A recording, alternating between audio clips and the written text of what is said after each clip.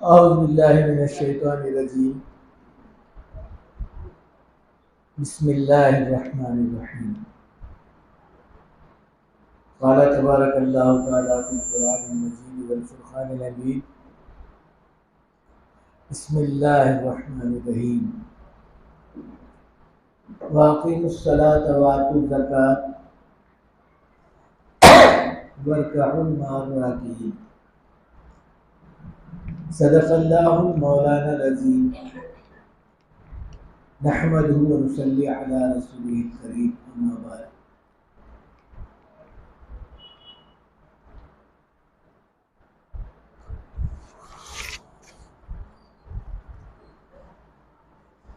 ارکان اسلام 5 ہیں: عقیدہ، نماز، روزہ، زکوٰۃ اور حج۔ یہ اللہ کے احکامات میں سے ہیں، ان کا ماننا بھی ہے اور ان کا کرنا بھی ہے۔ اگر کوئی آدمی ان میں سے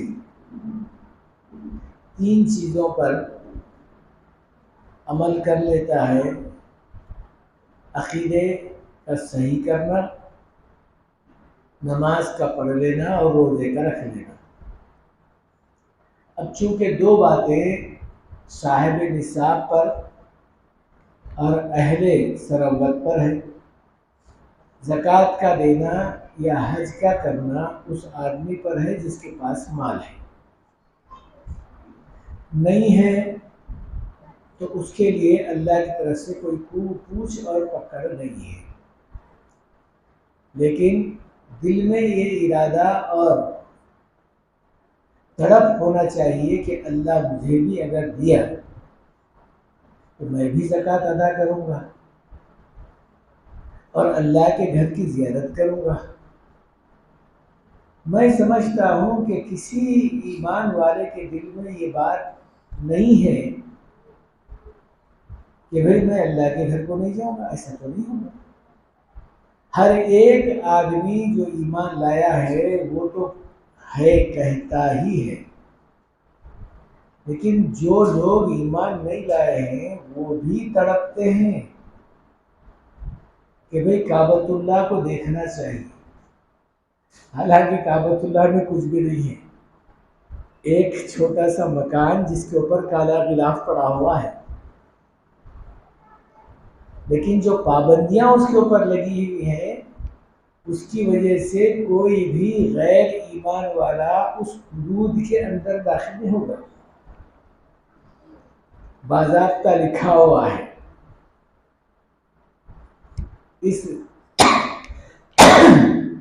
اس کے اندر کوئی غیر ایمان والا نہیں جائے گا۔ چنانچہ ارکان اسلام جہاں 5 ہیں تو اللہ نے ہر ایک کے دل میں اس کی محبت رکھا ہے۔ جو ارکان اسلام ہے اس کو تو ہم کہیں گے کہ بھئی مسلمانوں کے اوپر فرض ہے، لیکن غیروں کے دلوں میں بھی یہ بات ہے۔ ایمان کو کوئی بھی برا نہیں کہتا، چاہے وہ بے ایمان ہی کیوں نہ ہو، غیر ایمان والا ہی کیوں نہ ہو، مسلمانوں سے ایمان والوں سے ہٹ کر ہی کیوں نہ ہو، مگر اس کو بھی آپ کہیں گے کہ بھئی کیا تو ایمان والا ہے؟ ہم بولے گا کہ کیوں نہیں، میں بھی ایمان والا ہوں۔ تو ایمان کس کو کہتے ہیں؟ وہ اس کے نزدیک کسی کو برا نہیں بولنا، غلط کام نہیں کرنا، گالی گلوچ نہیں کرنا، پینا کھانا نہیں کرنا، اس کے نزدیک یہی چیزیں ہیں۔ خیر وہ اپنی جگہ پر، لیکن کسی آدمی کو آپ اگر یوں کہیں کہ تو بے ایمان ہے، ہم بولے گا کہ تو اور تیرا باپ دونوں بے ایمان، میرے کوئی بے ایمان بول رہا ہے؟ میں ایمان والا ہوں۔ تو ایمان کسی کے نزدیک برا نہیں ہے۔ ہاں یہ بات الگ ہے اگر کوئی دہریہ ہے، دہریے کے معنی کیمسٹ، اب وہ چیزیں ایمان کو، اللہ کو، رسول اللہ کو، خبر کو، دوزخ کو، جنت کو مانتے ہی نہیں بیچارے، ان کو کیا بولیں گے؟ وہ الگ اپنی جگہ پر، لیکن ایمان کے تعلق سے وہ بھی مانتا ہے، ایمانداری سے رہنا بھائی، ایمانداری سے کام کرنا، آپس میں لوگوں میں اتحاد و اتفاق ہے، وہ بھی مانتا ہے۔ تو گویا دوسرے معنوں میں یہ بات ہے کہ ایمان جہاں اللہ کا حکم پہلا ہے، سبھی لوگوں کو اس کا اتفاق ہے کہ ہونا چاہیے۔ اب دوسرا، جہاں ہم لوگ نماز کہہ رہے ہیں، یعنی اچھا عمل، کون سا بھی عمل کرے اچھا کرنا، برا کرنا نہیں ہے۔ کسی کو کوئی عمل، یعنی کسی کے ساتھ میں بہتر معاملہ کر رہے ہیں، کاروبار کر رہے ہیں، حالات کے اعتبار سے اس کے ساتھ دوستی کا معاملہ کر رہے ہیں، اگر ایسے معاملات میں آدمی اچھائی کا معاملہ کرتا ہے تو ہر ایک کو پسند ہے، برے کا مسئلہ کوئی ہے نہیں، اور کوئی آدمی غلط کام کرنے کو پسند بھی نہیں کرتا۔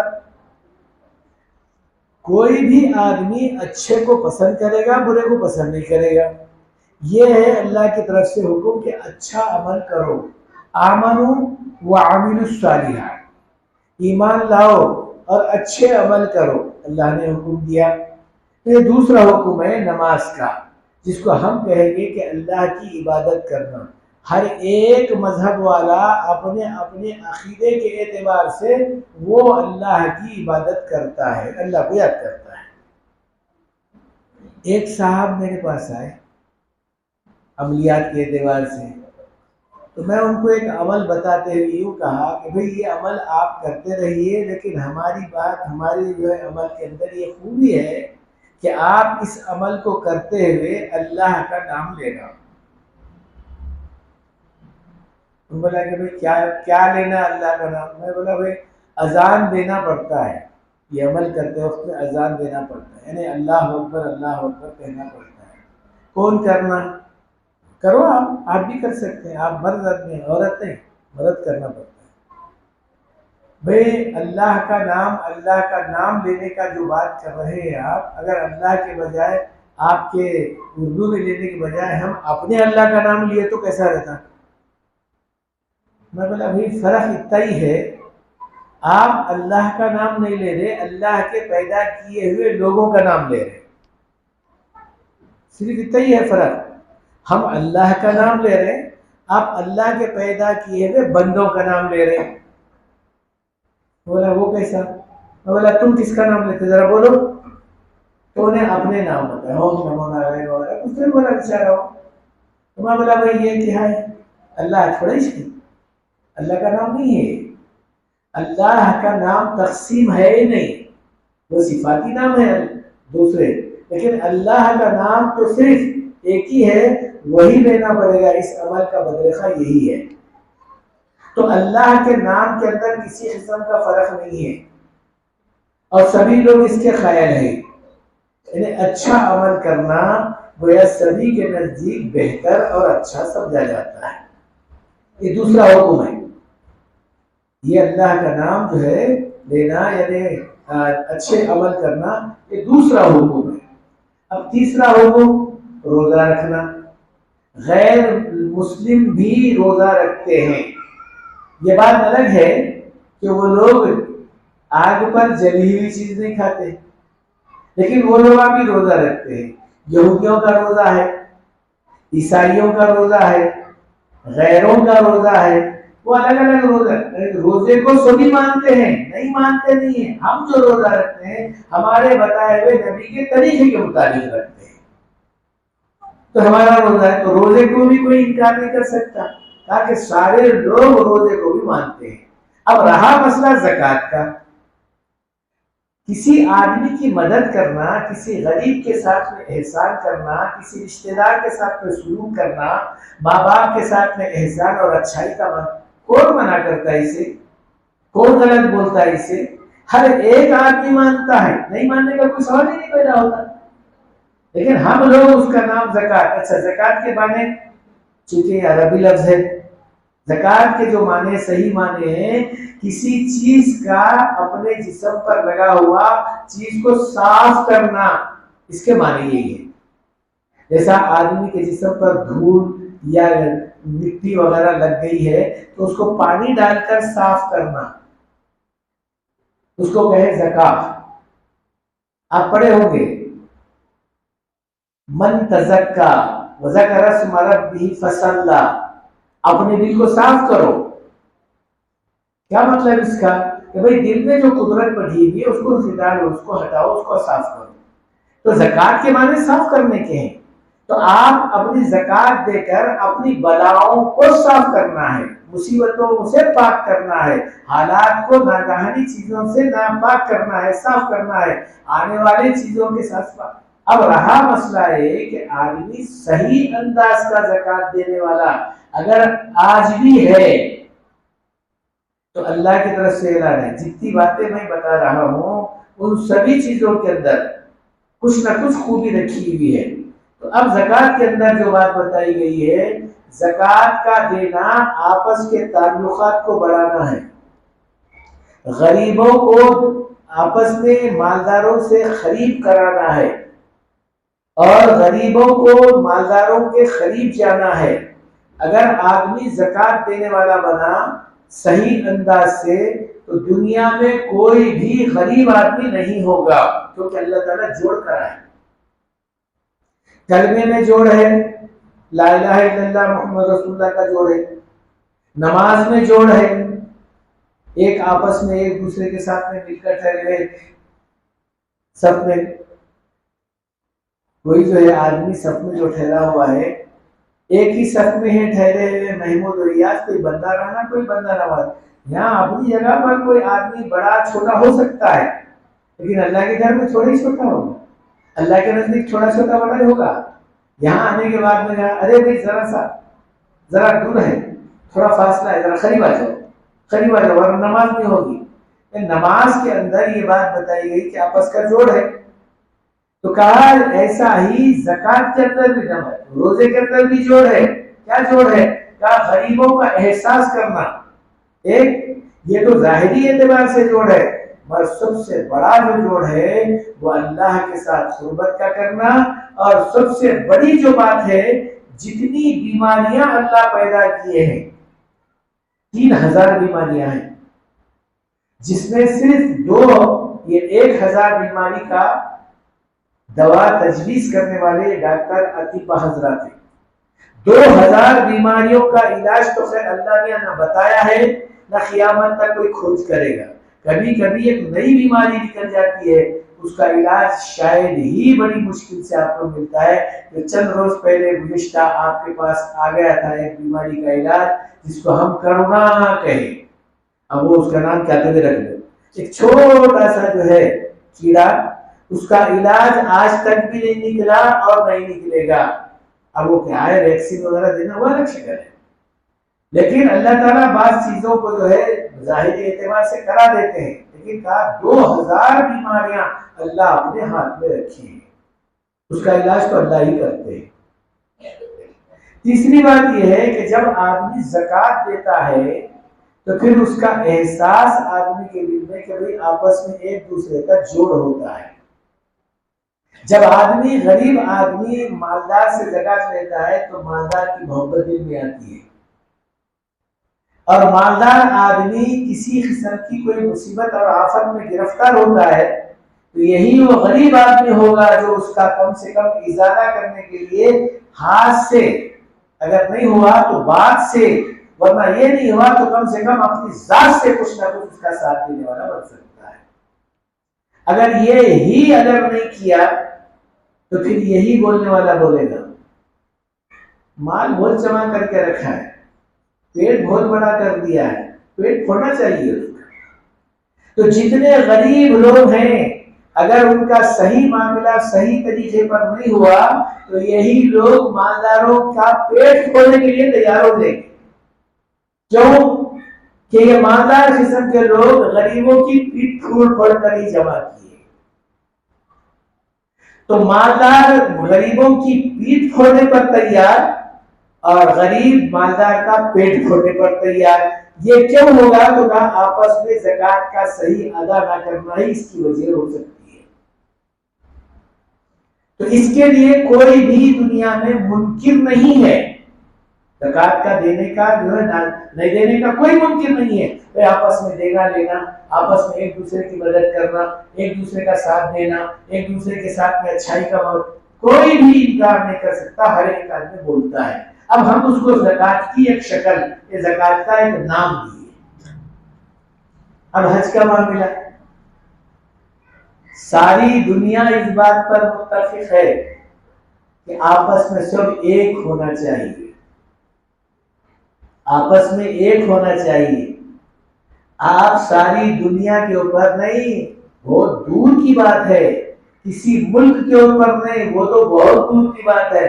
ارے کسی ایک شہر کو، وہ بھی بہت دور کی بات ہے. اگر میں یوں کہوں تو بھیا نہیں ہوتا، ایک گھر میں کسی آدمیوں کو اندر آپس میں جوڑ کر آئے، یہ آپ کے بس کی بات ہے. کسی گھر کے اندر آپس میں آپ ایک دوسرے کے ساتھ میں اتحاد کا معاملہ کروائے، ہمارے بس کی بات نہیں ہے. وہاں پر نا اتفاقیوں کا معاملہ ہے. تو ساری دنیا اس بات کا متلاشی ہے کہ بھئی آپس میں لوگوں میں اتحاد ہونا چاہیے، جوڑ ہونا چاہیے، یعنی ایک جہتی ہونا چاہیے. مگر حج کے اندر یہ بات آپ کو پوری طریقے سے مل سکتی ہے. یہ لباس جو اپنے پسندیدہ ہے وہ نکال کر پھرنا پڑے گا، اور دو کپڑے نیچے کا ایک اوپر کا ایک، چاہے وہ اپنے وقت کا بادشاہی کیوں نہ ہو، ایک بالکل غریبی کیوں نہ ہو، احرام کے دو کپڑے باندھنا پڑے گا ورنہ حج نہیں ہوگا. دوسری بات یہ ہے جتنے ارکان بتائے گئے ہیں وہ سب ارکان کو آپ کو کرنا پڑے گا. مثلا 7 چکر وہاں کے مارنا پڑے گا سب کے ساتھ. اب میں الگ مارتا ہوں، میرے لیے الگ ہونا نہیں ہے، الگ نہیں ہے، وہ وقت میں ہی آپ کو کرنا پڑے گا. اور 7 چکر صحیح صفا اور مروہ کی پہاڑی بھی کرنا پڑے گا، وہ بھی آپ کو کرنا ہے، سب کے ساتھ کرنا ہے. اور چھوٹا بڑا سب بھی ہوتے ہیں. تو کہا یہ ساری کی ساری باتیں ایک جہتی کا اگر معاملہ آپ کو دیکھنا ہے، کسی کا سر ڈھکا ہوا نہیں ہوگا، سارے کے سارے لوگوں کا سر کھلا ہوا ہوگا. اب جو حج کرنے والا آدمی ہے وہ کم سے کم اگر وہ سر مڑایا تو اس کا حج کامل ہوگا، اچھا ہوگا، بہتر ہوگا، بڑھیا ہوگا، قابل قبول ہوگا. اگر کوئی نہیں کرتا ہے تو کم سے کم اتنے بال تو اس کے نکالنا ضروری ہوگا. جب تک بال نہیں نکالا جائے گا اس کا عمرہ نہیں، اس کا حج نہیں. ساری باتوں کو وہاں پر بتا دیا گیا کہ ایک جہتی کا معاملہ اگر دیکھنا ہے تو آپ حج کے میدان میں دیکھیے گا. عرفات کے میدان میں پورے کے پورے لوگ ٹھہرے ہوئے ہوں گے.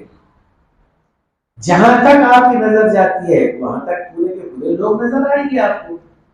کسی قسم کا کوئی لباس دوسرا نہیں، ایک ہی لباس میں ہوں گے. تو اب یہ جہتی کا معاملہ کسی اور مذہب میں نہیں ہے.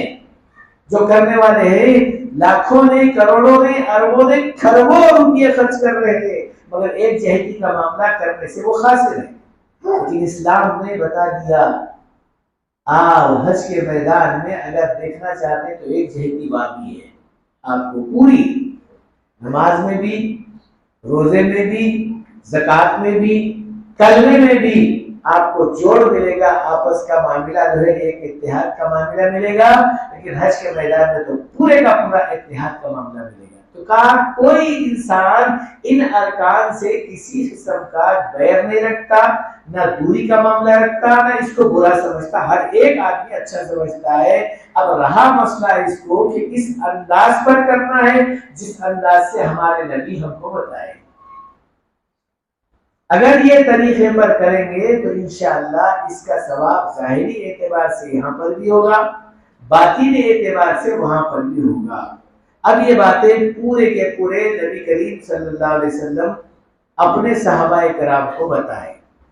حالانکہ اس زمانے میں کھانے کے لیے کھانا بہت کم ملتا تھا، بلکہ اگر یہ کہا تو بیجا نہیں ہوگا کہ ایک ایک صحابی قریب 2 3 دن 4 دن کے بھوکے ہوا کرتے تھے. پیٹ پر بھوک کے وجہ سے پیٹ پر پتھر باندھتے تھے تاکہ پیٹ دب گیا تو بھوک کم لگے. خود ہمارے نبی محمد صلی اللہ علیہ وسلم کے پیٹ پر جو ہوتے 2 3 4 پتھر لگے ہوئے ہوتے تھے، 4 دن کے فاقے. تو اس طریقے سے فاقہ گزار ہونے کے بعد میں بھی صحابہ کرام رضی اللہ عنہ کو ہدایت کر رہے ہیں، ترغیب دلا رہے ہیں بھائی ایک دوسرے کے ساتھ میں احسان کا معاملہ کرنا، آپس میں ایک دوسرے کے ساتھ اچھائی کا معاملہ کرنا، ایک دوسرے کے ساتھ دینے لینے کا معاملہ، انہیں خیرات وغیرہ ان کے ساتھ میں انہیں آدمی اپنے اپنے بھائی کے بارے میں سوچنا کہ میرا بھائی میرے سے زیادہ اچھا رہے۔ ایک صحابی آئے جو ایمان والے تھے، کہنے لگے یا رسول اللہ میں آپ کا مہمان ہوں۔ وہاں پر حضرات صحابہ کرام پورے کے پورے دو دو تین تین چار چار دن کے فاقے مسجد میں آئے، اللہ کے رسول صلی اللہ علیہ وسلم سے کہنے لگے میں آپ کا مہمان ہوں۔ اب اللہ کے رسول صلی اللہ علیہ وسلم ایسا تو آپ کے 9 بیویاں تھے، اب آپ کو معلوم ہے کہ کون سے گھر میں کیا پکا ہوا ہے کیا ہے۔ اب اللہ کے رسول صلی اللہ علیہ وسلم خود سوچنے لگے کہ میرے پاس تو کچھ ہے نہیں، ان کو لے جا کر کھانا کھلاؤ۔ تو اس میں سے آواز یہ کہ بھائی آج ہے کوئی میرے مہمان کو کوئی کھانا کھلائے؟ ایک صحابی اٹھ کر آ کر کہنے لگے یا رسول اللہ میں ان کی مہمان نوازی کروں گا۔ تو وہ صحابی لے کر چلے، سیدھا گھر پہنچے۔ گھر میں بیوی کہنے لگی کہ بھائی آپ مہمان رسول کو بلا کر لائے ہیں، گھر میں تو کچھ ہے نہیں، البتہ بچوں کے لیے آدھا روٹی کا ٹکڑا رکھا ہوا ہے، اب بچوں کو کھلا کر بہلا کے سلا دینا ہے، ہمارے لیے تو کچھ بھی نہیں ہے، ہمارے لیے تحفہ خان ہے۔ تو ابھی یہ شوہر کہہ رہے ہیں کہ بھائی دیکھو بچوں کو بھی بہلا کے سلا دو، کیونکہ مہمان نبی رسول ہے، یہ اللہ کے رسول کے مہمان ہیں، ان کو بھوکا تو نہیں رکھ سکتے۔ اب رہا مسئلہ جب آدھا روٹی کا ٹکڑا لے کر آ کے سامنے رکھیں گے تو میرے کو بھی بیٹھنا پڑے گا، اب میں کھاؤں گا تو ان کا پیٹ نہیں بھرے گا۔ تو ایسی حکمت کریں گے کہ چراغ انہیں سدھارنے کے جو ہے اس سے اس کو چراغ کو بجھا دیں۔ اس زمانے میں چراغ کا لگانا دور دور دور سے جا کے آگ لے کر آنا پڑتا تھا، تو کہا بجھا سدھارنے کے لیے نیت سے بہانے سے وہ چراغ بجھا دینا، اور چراغ تم لگا کے لانے تک ہم جو ہے منہ چباتے رہوں گا، ٹکڑے بنا کے جو ہے سامنے ڈال دینا، وہ بیچارہ پیٹ بھر کھا لے گا، کم سے کم اتنا تو ہوگا کہ وہ اس کا پیٹ بھر جائے گا۔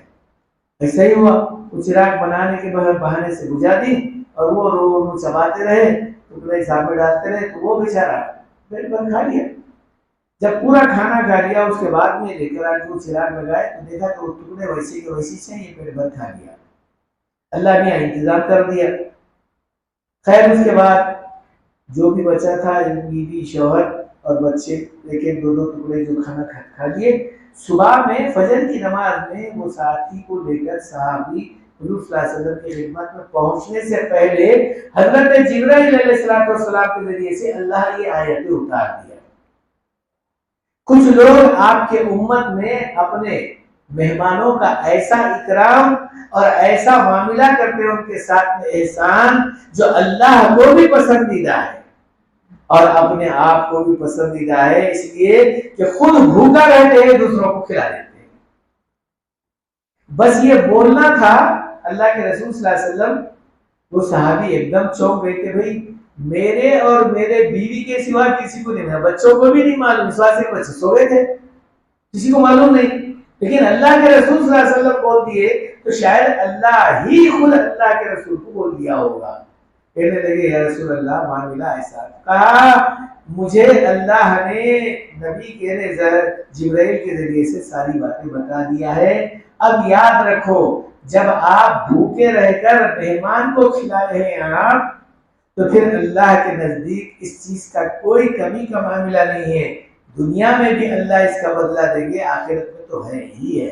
تو بولنے کا مقصد میرا یہ تھا کہ صحابہ کرام میں اتنی بھوک اور اتنی اقتصادیات کی شدت کا معاملہ، اس کے باوجود بھی اپنے مہمان کے ساتھ اکرام کا معاملہ، کوئی خالی نہیں ہوتا تھا، بلکہ کوئی اگر مہمان آتا تو اس کے ساتھ میں احسان کا معاملہ اتنا کرتے تھے جتنا اپنے سے ہو سکتا کرتے ہی کرتے، لیکن جب جس وقت میں وہ جا رہا ہے تو کہا کہ بہت دور کا سفر ہے آپ کا، جاتے ہوئے آپ کو کافی دن لگیں گے، میرے پاس تھوڑا سا جو ہے کھانا ہے آپ کا، ایک دو ٹائم کا، آپ یہ لے کر جائیے۔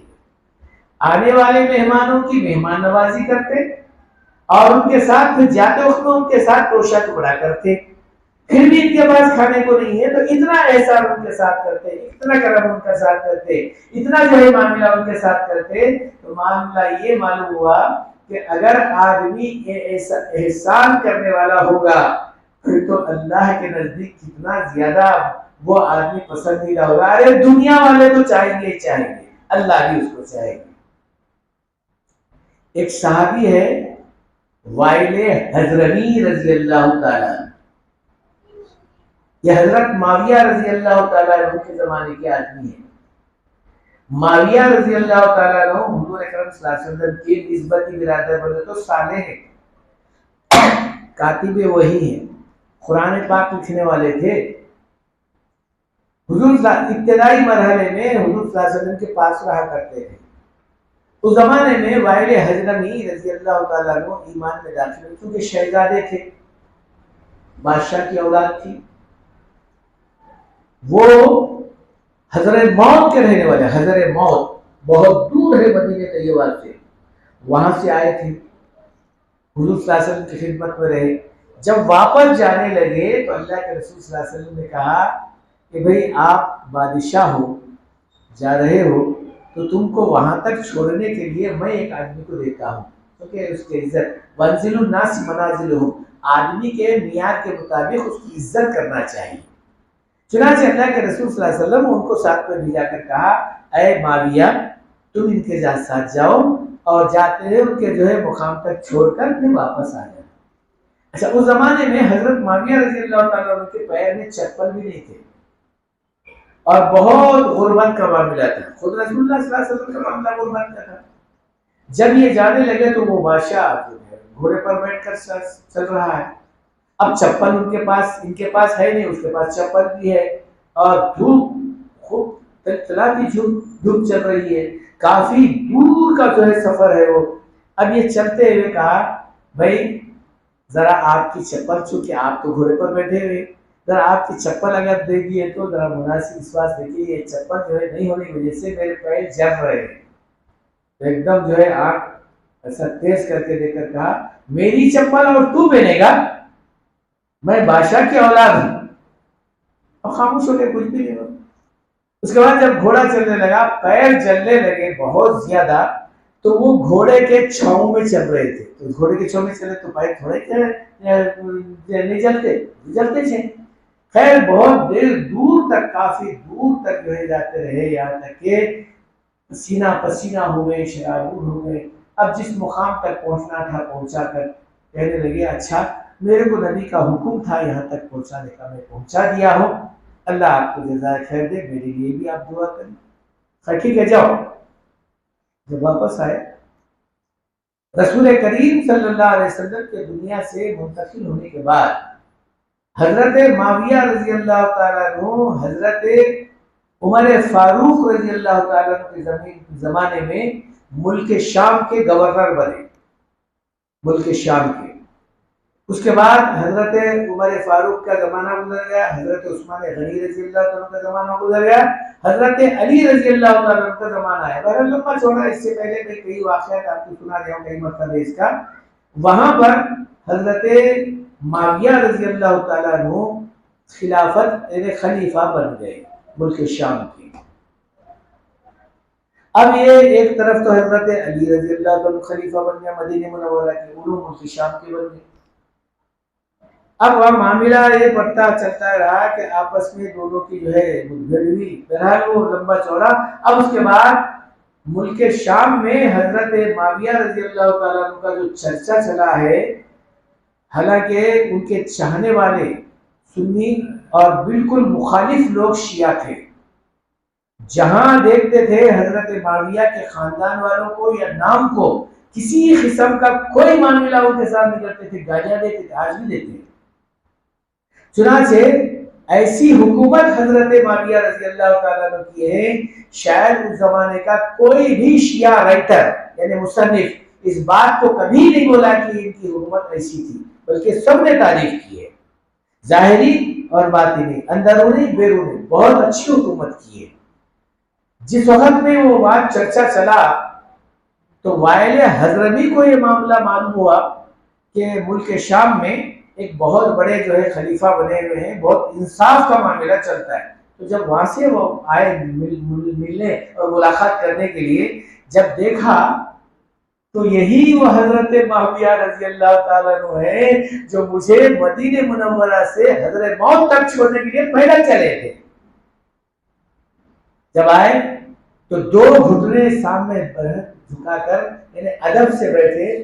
حضرت معاویہ رضی اللہ عنہ نے کہا یہ مجھے پسند نہیں ہے، یہ مجھے پسند نہیں ہے کہ بھئی آج میں بڑا ہوا ہوں، آپ اپنی جو ہے چھوٹے پنے کا اظہار کر رہے، یہ مجھے پسند نہیں. وہی پسند ہے جو اس زمانے میں تم بادشاہ تھے، آج بھی بادشاہ ہو، آج آپ کرسی پر بیٹھے میں نیچے بیٹھتا ہوں. اس کے بعد بہت ہی اکرام کیا، بہت ہی عزت کیے، بہت ہی احترام کیا، بہت ہی خدمت کیے. اس کے بعد حضرت وائل حضرمی رضی اللہ عنہ فرماتے ہیں مجھے یہ معلوم نہیں تھا کہ اللہ نے تم کو یہاں یہ مقام دے گا، لیکن اگر مجھے معلوم ہوتا تو شاید میں تمہارے ساتھ ایسا معاملہ کہا. وہ معاملہ جب تم ایسا ہی کیے ہیں تب تو اللہ نے مجھے یہ معاملہ کیا ہے. تو میرے بزرگوں دوستو، جب کوئی معاملہ آدمی کا قربانی کا آتا ہے پھر تو کیوں کہا دانا خاک میں پڑ کر گلے گلزار بنتا ہے. جب قربانی دی جاتی ہے کسی چیز کی تو پھر وہی سرسبز و شاداب بھی ہو جاتی ہے. اسی لیے فرمایا انسان چاہے کتنا ہی اپنے نزدیک کیسا ہی کیوں نہ ہو، مگر اس کی قربانی اگر واقعی ہوتی ہے، لوگوں کے ساتھ میں غمخواری کا معاملہ ہوتا ہے، ساتھ دینے کا معاملہ ہوتا ہے، چاہے وہ زکوٰۃ کے اعتبار سے کیوں نہ ہو، چاہے وہ ساتھ دینے کا خدمت کے اعتبار سے کیوں نہ ہوتا ہو، ایک وقت آئے گا انشاءاللہ آپ دیکھیں گے وہ حالات کی تبدیلی کی وجہ سے اللہ نے معلوم کس کے دلوں میں کیا بات ڈال دیتا ہے. تو میرے بزرگوں دوستو، رسول کریم صلی اللہ علیہ وسلم نے یہ ساتھیوں میں ایک بات چلائی کہ بھئی آپس میں ایک دوسرے کے ساتھ میں احسان کرنا زکوٰۃ کے ذریعے. کہا جو آدمی زکوٰۃ کے قابل ہو پھر وہ نہ دے. یہ آخری کنجوسی کا حد کا معاملہ ہے، ورنہ صحابہ کے پاس کھانے نہیں رہتا تھا، لوگوں کو کھلایا کرتے تھے. کھانے گھر میں نہیں ہوتا تھا، جیسا میں ابھی آپ کے سامنے بات کیا، کھانے نہیں ہوتا تھا لیکن پھر بھی لوگوں کو کھلایا کرتے تھے. جب قبض جمع کرنے کا تو مسئلہ ہی نہیں ہوتا تھا، جو بھی آتا تھا وہ اللہ کے واسطے خرچ کر لیتے تھے. زکوٰۃ دینے کا معاملہ تو بہت دور کا معاملہ ہے. کسی کے پاس جمع ہوئی تب تو نہیں زکوٰۃ نکلتی تھی، ورنہ زکوٰۃ دینے کا وقت آتا ہی کہاں تھا جو زکوٰۃ دینے کے قابل ہوتے. چنانچہ اللہ کے رسول صلی اللہ علیہ وسلم نے جو ترغیب دی تھی کسی قسم کی کوئی جو ہے مالیات کا جمع کرنا گویا ایک مصیبت کا مسئلہ ہے. ایک تو اب یہ مصیبت کا مسئلہ تو ہے، اب حکومت کا مسئلہ بھی ہے. جو مال زیادہ جمع کرے گا حکومت کا مسئلہ. اب یہاں اگر مال جمع کر کے حکومت سے بھی بچ گیا تو اللہ سے کیا بچے گا. کہا یہ آخری کنجوسی حد ہے. اگر 40 تیرے پاس جمع ہے ایک سال سے وہ بھی، تو اس میں سے 1 روپیہ خرچ کرنا یہ اللہ کا حق ہے. میں کل ایک صاحب کے پاس گیا تو کہنے لگے مجھ صاحب یہ چیز دے دیجئے زکوٰۃ کے طور پر. الحمدللہ اللہ آپ کو جزائے خیر دے، آپ پورا کہنے لگے مجھ صاحب اللہ دیا ہے، اللہ کے واسطے دے دینے کیا اعتراض کی بات ہے. میں بولا اگر یہی بات سارے مسلمانوں میں ہوتی تو شاید آج جھگڑا اور پریشانی اور مصیبت کا معاملہ اور قتل و غارت گیری کا معاملہ نہیں ہوتا. اس لیے کہ حدیث میں کوئی مسلمان اگر زکوٰۃ دینے والا صحیح پابندی کے ساتھ ہوتا تو شاید آج دنیا میں کوئی مسلمان غریب نہیں ہوتا. اسی لیے فرمایا زکوٰۃ کا صحیح ادا نہ کرنا سب سے بڑی مصیبت یہ ہے کہ اللہ کی طرف سے آنے والے رحمتوں کا رک جانا. مثلا سب سے بڑی جو رحمت ہے وہ پانی بارش کا معاملہ ہے. زکوٰۃ کا صحیح ادا نہ کرنے والا اگر صحیح ادا نہ کرا تو سب سے پہلے اللہ اپنی رحمت والی بارش کو روک دیتا ہے. اب بارش رک گئی تو ظاہر بات ہے پیداوار کم ہوگی، پریشانی زیادہ ہوگی، مصیبتیں زیادہ ہوگی، آپس میں لوگوں میں جھگڑا فسادات زیادہ ہوگا، چوریاں زیادہ ہوگی. نہیں معلوم. کہا جہاں زکوٰۃ رک گئی تو پھر وہاں پر آپس کے جو ہے اختلافات کا معاملہ ہوگا، اور زنا کاری کا معاملہ جہاں زیادہ ہوگا تو نئی بیماریاں پیدا ہو جائیں گی. آج جو نئی نئی بیماریاں آپ کو سننے میں آ رہی ہیں، کبھی سننے میں نہیں آئے ایسی بیماریاں جو آج سننے میں آ رہی ہے. علاج تو خیر مشکل کا مسئلہ ہے، لیکن جو نئی نئی بیماریاں آ رہی ہیں ان نئی بیماریوں کا ایجاد یہ زنا کاری کا معاملہ ہے. میں ایک بہت بڑے ڈاکٹر کے پاس بیٹھا ہوا تھا، وہ بات ایک صاحب آئے، کہنے لگے صاحب دیکھو میری جو ہے طبیعت بہت زیادہ خراب ہے. وہ ایسا ابھی پکڑے نہیں، کہنے لگے ذرا دور ہو جائیے، آپ ذرا دور ہو جائیے. میں بولا ڈاکٹر صاحب ایسا بھی نہیں کرنا چاہیے نا، یعنی اتنا آدمی کو شرمندہ کر دینے کہ آپ دور ہو جائیے، اکثر و بیشتر ایسا برا سمجھے گا. کہنے لگے مولانا یہ ایڈس کا بیمار ہے، ایڈس کا وہ آدمی کو جو ہے بیماری لگ جاتی ہے، اس لیے ہمیں بولتے ہیں ان کو چلے جاؤ، اس کا کوئی علاج نہیں ہے. کہا کہ بھائی یہ بیماری آتی کیسے ہے؟ تو ایک ہی بات بولے، صرف یہ بیماری زنا کاری سے زیادہ آتی ہے، اور زنا کاریوں سے جو ایڈس کی بیماری لگ گئی ہے ان کے ساتھ زیادہ اختلاط کرنے سے آتی ہے. تو میرے بزرگوں دوستو، زنا کاری سے نئی نئی بیماریوں کا پیدا ہونا اور بارش کا رک جانا زکات کے روکنے سے ہوتا ہے، اور بھی بہت ساری باتیں. تو میں یہ بتا رہا تھا اللہ کے رسول صلی اللہ علیہ وسلم کے بعد آدمی احکام خدا کی اگر پابندی کر لیا تو انشاءاللہ تعالی بہت ساری بلاؤں سے رک سکتا ہے. تو کہا رمضان کے ماہ مبارک میں بہت سارے لوگ اپنی زکات وغیرہ کا یہ معاملہ کرتے ہیں. کہا ایک پائی بھی اگر آدمی کی صحیح طریقے پر زکات کا ادا نہ ہونا، گویا دوسرے معنوں میں گھڑے بھر دودھ میں ایک مہینے کا ڈالنا ہے. میں یہ بات بتا رہا تھا کہ بھئی یہ زکات آپ کو جو 40 میں سے ایک نکالنے کا ہے وہ کنجوسی کی آخری حد ہے. بھئی کم سے کم اتنا تو نکالو، اگر اتنا بھی نہیں نکالتے تو پھر گنہگار ہو جاؤ گے. آپ کو 40 وہ بھی ایک سال سے جمع ہونا. ایک صاحب آ کر مسئلہ پوچھے، مول صاحب میرے پاس 10 لاکھ روپے ہے بینک میں اور 10 لاکھ کا قرضہ بھی ہے، اب زکات میرے اوپر واجب ہوتی کیا؟ میں بولا بھائی ہوتی. بولے سارے دنیا کے سب مفت کیا بولے نہیں ہوتی، بول کے تمہیں کیسا ہوتی؟ بولے گی تمہیں کون سے پڑھوایا مدرسے سے، تمہیں کیسا ہوتی بول رہے؟ تمہارا مدرسہ چلنا بول کو، تمہارا چلنا ملنا بول کو بول رہے کیا؟ میں بولا بھائی ایسے بات نہیں ہے نہ کوئی میرے کو آپ، مگر یہ ہوتی ہے آپ کے اوپر زکات واجب ہوتی. کیسا ہوتی بولو؟ میں بولا وہ زکات وہ پیسے جو نکالو بینک میں سے نکالو، وہ قرضہ دے دو، اس کے بعد ختم. بینک کے پیسے بینک میں رہنا اور پھر قرضہ جو ہے باقی رہنا، اس کے اوپر زکات نہیں ہونا. یہ کون سا طریقہ ہے؟ کوئی مفتی بتائے گی تمہاری کی بات کر رہا ہوں. اب وہ بیچارے ذرا ذہن میں بیٹھی بات، اب وہ گیا وہ مفتی صاحب سے جا کے پوچھ لیا. اور پھر مفتی صاحب تم بولے یہ ایک بات، وہ مول صاحب بولے یہ ایک بات، بلا لو ان کو. کہنے لگے مول صاحب بولے تو بات صحیح ہے، وہ میری بات غلطی سے. تو پھر انہیں بیچارہ زکات کے پیسے لے کے تھوڑے بے رخی دیا انہیں.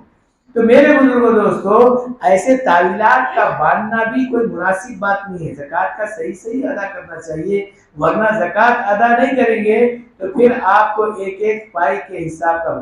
زکات آپ کے اوپر فرض ہوتی ہے رمضان سے پہلے، تو رمضان کا انتظار نہیں کرنا ہے. ہم بولتے نا رمضان میں دیے تو بہت بڑا ثواب ہے. ثواب کب ہے؟ جب آپ رمضان میں اگر پورا ہو رہا ہے تو وہ ثواب ہے. رمضان سے پہلے ہی آپ کے اوپر زکات واجب ہوتی تو 1.5 مہینہ 2 مہینے کا آپ پر عذاب ہوگا، اس سے پہلے کہ آپ زکات ادا کریں. ایک دوسری بات یہ ہے کہ اب اس کے اندر کسی قسم کا کوئی معاملہ نہیں. آپ کا پیسہ، آپ کا مال، آپ کی دولت، آپ کی چیزیں، آپ خود اپنا حساب لگا کر اس کے اوپر جو ہے زکات نکال لیں. اب کسی سے اگر معلوم نہیں ہے تو معلومات رکھنے والے سے پوچھ لیں. فاسألوا اہل الذکر ان کنتم لا تعلمون. اب یہ بات آپ کو اسی ماہ مبارک میں اگر کر رہے تو یہ بات اپنی جگہ پر صحیح ہے کہ ایک کا بدلہ 70 ملے گا. اللہ تعالیٰ جزائے خیر دے ان لوگوں کو جو دینے کی فکر کرتے رہے. اب رہا ایک دوسری بات بھی یہ کہہ دو، آپ مانگنے والوں کو کبھی حقیر نہ سمجھیں. بہت سارے علماء حضرات، بہت سارے سفرا حضرات مانگنے کے لیے آپ کے پاس جو آتے ہیں ان کو کبھی کم مت سمجھے. ہو سکتا ہے آپ کے دل میں حقارت پیدا ہو رہی ہو، لیکن یہ ایک حدیث بولتا ہوں ذرا ذہن میں رکھیے، بلکہ دل پر لکھ لیجیے. آپ اگر کسی کو آپ حقیر سمجھ رہے ہیں، خدا اس وقت تک موت نہیں دیتا جب تک کہ وہ آدمی کو حقیر نہ بنا دے۔ مثلا آپ کو میں حقیر سمجھ رہا ہوں کسی اعتبار سے کہ بھئی یہ آدمی بوڑھا ہو گیا ہے، کمزور ہو گیا ہے، نادان ہو گیا ہے، بالکل خللاش ہو گیا ہے، اگر ایسا سمجھ کر میں اسے اپنا جو ہے حقیر سمجھ رہا ہوں تو خدا اس وقت تک مجھے موت نہیں دے گا جب تک کہ ان جیسا مجھے نہ بنا دے۔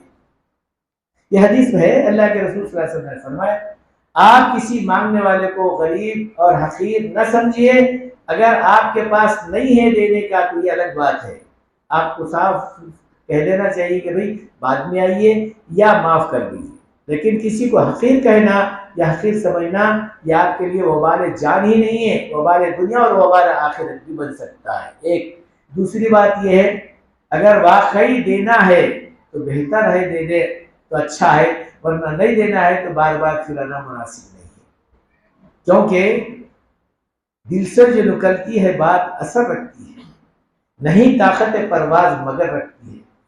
کسی ایمان والے کے دل سے جو بات نکلتی ہے کیا نکلے گی وہ اللہ ہی جانتے ہیں، ایک مرتبہ نہیں بلکہ آپ کے پاس پھر رہا ہے، دل کے اندر یہ بات ہے کہ اللہ تعالیٰ اس کو دیا ہے، اگر دے دیا تو اچھا تھا، دے دیا تو اچھا تھا، نہیں دے آپ بار بار پھر بھائی آپ بعد میں آئیے، آپ شام میں آئیے، آپ 2 روز کے بعد آئیے، روز کے بعد السلام علیکم وعلیکم السلام، ملتا بھی نہیں دیتا بھی نہیں، اگر دیا تو بھی 2-4 روز کے بعد میں پھر آ کر دے۔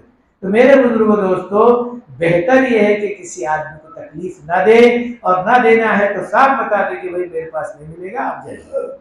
تو اس طریقے سے کسی مانگنے والے کو حقیر نہ سمجھے، اور حقیر سمجھنا بلکہ تم اس کو حقیر نہیں سمجھ لے، ان جس کے خاطر آیا ہے اس کو تم حقیر سمجھ رہے ہو، مدرسوں کے لیے آیا ہے، مسجد کے لیے آیا ہے اور وہ مانگ رہا ہے، آپ اس کو حقیر بتا رہے تو آپ مدرسوں کو حقیر بتا رہے، مسجد کو حقیر بتا رہے۔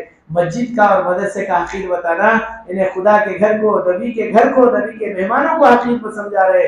جب حقیر سمجھ رہے ہیں تو پھر ایمان کہاں رہا؟ ایک بزرگ جو لوگوں کی دعوت، ہم جو دعوتیں کر رہے ہیں، بہت سارے لوگ ماشاء اللہ روزداروں کا جو ہے کھانا کھلانے کا معاملہ کر رہے ہیں، بہت اچھی بات ہے، کرائیے، اللہ تعالیٰ جزائے خیر دے، اللہ خوب دے اور آپ حضرات کو، لیکن جہاں کھانا کھلا رہے یہ نیت تو ماشاءاللہ ہوتی ہے کہ روزداروں کو کھانا کھلائے، تو اب یہ لوگ کھانا کھلاتے تو غریبہ تھے، غریبہ لوگ آ کے کھا رہے۔ ابھی میں پرچہ دیکھا کہ بھئی شہر کا انتظام بھی ماشاءاللہ ہمارے پاس ہے، جو روزہ رکھنا چاہتے ہیں وہ حضرات آ کر کھانا کھا کر جائے، 20 رمضان تک کا وہاں لکھا ہوا ہے، تو بہت اچھی بات ہے، غلط بات نہیں ہے، لیکن جہاں وہ کھانا کھلا رہے تھے تو رسول کریم صلی اللہ علیہ وسلم رات میں خواب میں آ کر کہنے لگے ارے اللہ کے بندے تو اللہ کے بندوں کو کھانا کھلا رہا ہے۔ ہاں میں کھانا کھلا رہا ہوں، کوئی برا کام تو نہیں کرا؟ نہیں برا کام نہیں کرا، مگر میں تجھے کیا کرا؟ میں تجھے کیا کرا؟ کہا کہ رسول اللہ میں سمجھا نہیں بات کو، کہا اللہ کے بندوں کو تو کھلا رہا ہے، ارے میرے آدمیوں کو کہاں کھانا کھلا رہا ہے تو؟ میرے آدمیوں کو کہاں کھانا کھلا رہا ہے؟ میرے آدمی تو پریشان ہیں۔ اب اتنا بولے بات ختم ہو گئی، ان کی آنکھ کھل گئی۔ اب صبح میں اٹھ کر کہے پریشان ہوا کہ بھائی اب رسول اللہ کے آدمیاں کون ہیں؟ یہ بندے سب کے سب اللہ کے ہیں، یہ بھی نمازی ہے، یہ بھی روزدار ہے، یہ بھی مسجد والے ہیں، ان کو کھلانا، مگر یہ اللہ کے بندے جو ہے یہ اللہ کے رسول کے کون ہے؟ یہ مہمان کون ہے؟ سمجھ میں نہیں آ رہا۔ تو بعد میں جا کر معلوم ہوا اللہ کے رسول صلی اللہ علیہ وسلم کے مہمان مدرسے میں پڑھنے والے بچے ہیں، جو بچے دینی تعلیم حاصل کرنے کے لیے آتے ہیں وہ اللہ کے رسول صلی اللہ علیہ وسلم کے مہمان ہیں۔ پھر صبح میں مفتی صاحب سے علماء حضرات سے معلوم کر کے کہا ہاں یہ معاملہ اگر ہے تو پھر اللہ کے رسول صلی اللہ علیہ وسلم کے مہمانوں کی بھی خدمت کرنا چاہیے۔ کہا اللہ کے رسول صلی اللہ علیہ وسلم کے مہمان جب آتے ہیں سارے چیزوں کو سمیٹ کر لے کر آتے ہیں۔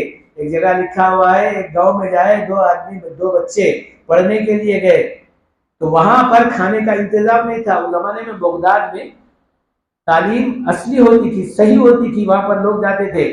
ایک مسجد میں گئے، 2 صاحب بیٹھ گئے، تو اب وہاں کے امام صاحب دیکھنے لگے کہ بھئی یا تو میرے پاس کھانے کا انتظام تو ہے نہیں، انہوں صاف سیدھا بتا دی بھائی کھانے کا انتظام آپ اپنا کر لیجئے گا، میرے پاس تو کھانا ہے، تعلیم دیتا رہو، تعلیم دوں گا، میں درس دوں گا۔ انہوں بولے اللہ تعالیٰ اللہ مالک ہے۔ اب 2 3 روز 4 روز بیچارہ پڑتا رہا بھوک کے مارے۔ اب وہاں گاؤں کا ایک سسٹم تھا، اگر کوئی گھر میں مر جاتا تو وہ آدمی کے نام سے 40 دن تک کا کھانا کھلاتے۔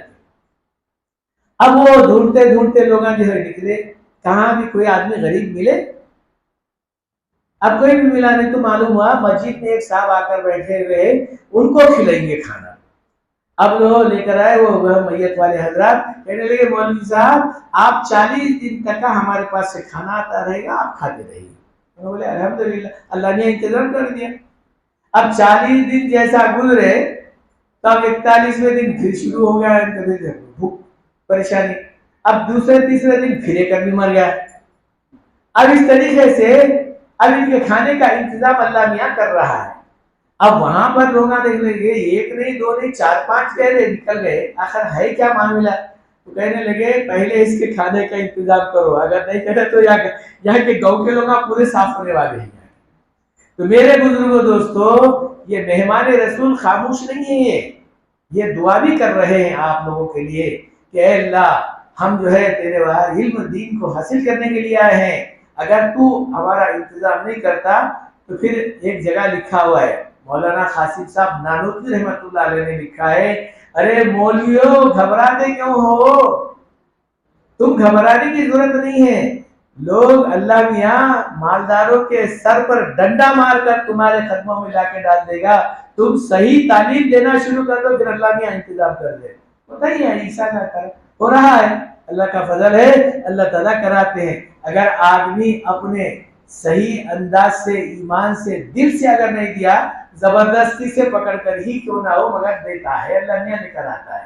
تو میرے بزرگوں دوستو، یہ ماہ مبارک میں جو حضرات آپ تک آس لے کر آ رہے ہیں، کچھ نہ کچھ آپ حضرات کی طرف سے ملنے کی امید رکھتے ہیں تو دے دینا چاہیے، اور پھر آخرت کے ذخیرے کو تیار کر لینا چاہیے، اور پھر سب سے زیادہ آپ حضرات مدارس دینیہ کی طرف خیال رکھیے گا۔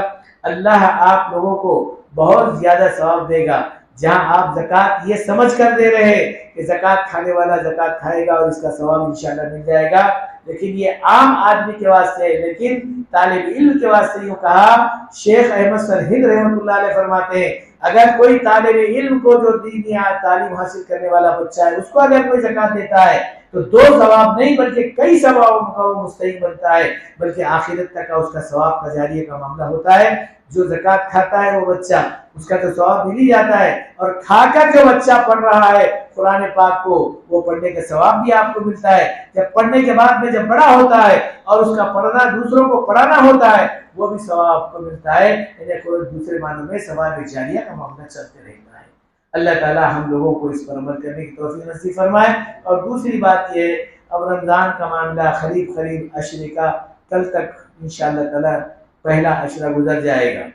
یہاں پر بھی جو ہے بہت ساری جگہ پر 3 پارے چل رہے ہیں، یہاں پر بھی انشاءاللہ کل قرآن پاک کا پورا ہونا ہوگا، یعنی ختم قرآن پر ہوگا، اور ختم قرآن پر جو دعا کی جاتی ہے وہ الحمدللہ دعا قبول ہوتی ہے۔